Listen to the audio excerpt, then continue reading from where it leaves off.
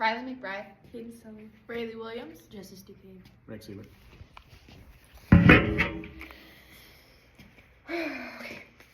Imagine going into a restroom and hearing a man and a woman having a conversation. How would you feel? Maybe you went into the wrong restroom. Yeah, no, you just experienced a gender-neutral bathroom. These gender-neutral bathrooms have become the norm all around the world.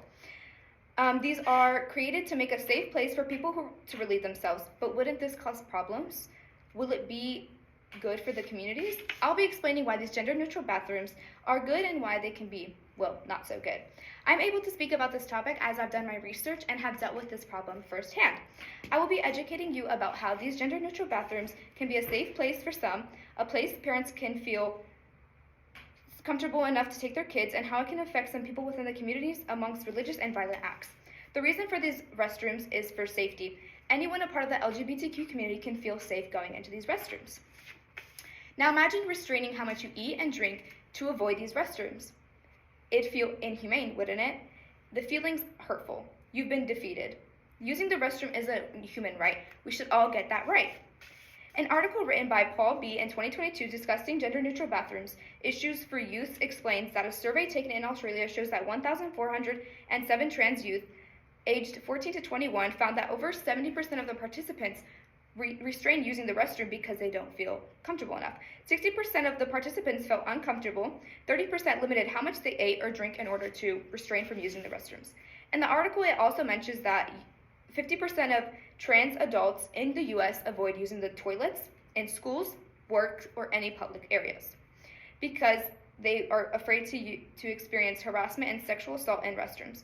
So can you really blame them for wanting gender-neutral bathrooms will they'll actually be able to use? For the same article, written by Paul B., it states how gender non-conforming children who aren't yet comfortable with their own sexuality and gender don't have a place to relieve themselves. They fear the risk of being bullied and victimized. The LGBTQ members not being able to use the restroom has led trans youth aged 13 to 24 to have been associated with depression and suicidal attempts. This is all because of issue for the restrooms. The next supporting argument I have is that parents will feel more comfortable to take their children. A dad will be able to take their daughters, and a mother their son.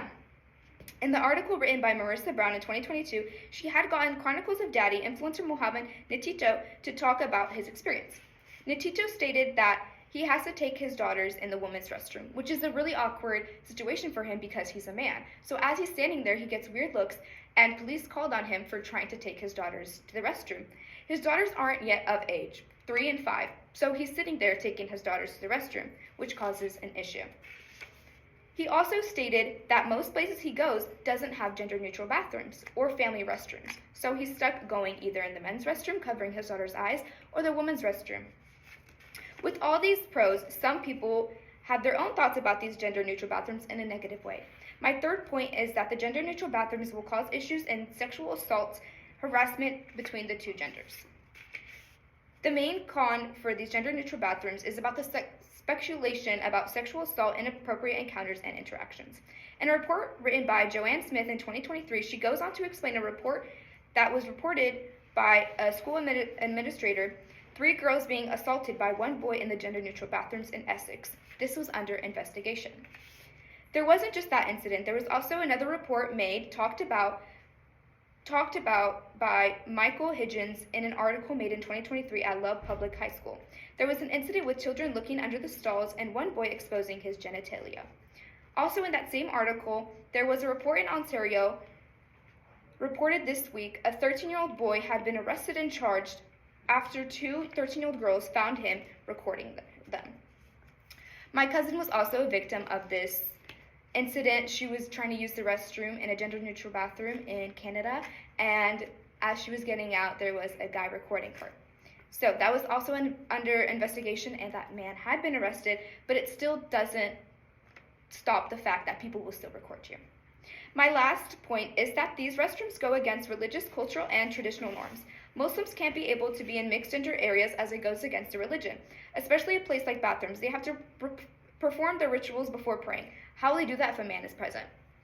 In an exclusion made by the controversy team in 2022, they discussed the problems that Muslims will have to face as it goes against their religion. This isn't just an issue within the Muslim community. This is a problem for Christian believers and their traditional cultural norms. In an LA Times case in 2017, it was reported that Christians were against the gender-neutral bathrooms as it goes against their beliefs and their morals. By explaining that these gender-neutral bathrooms give the LGBTQ community a safe place to relieve themselves, gives parents a more comfortable place to take their children in, how these restrooms can be inappropriate, how these gender-neutral bathrooms go against people's beliefs, I'm hoping that you have a clear understanding of the positive and negative effects of these restrooms. So, with all this information, do you think gender-neutral bathrooms are a hit or a miss?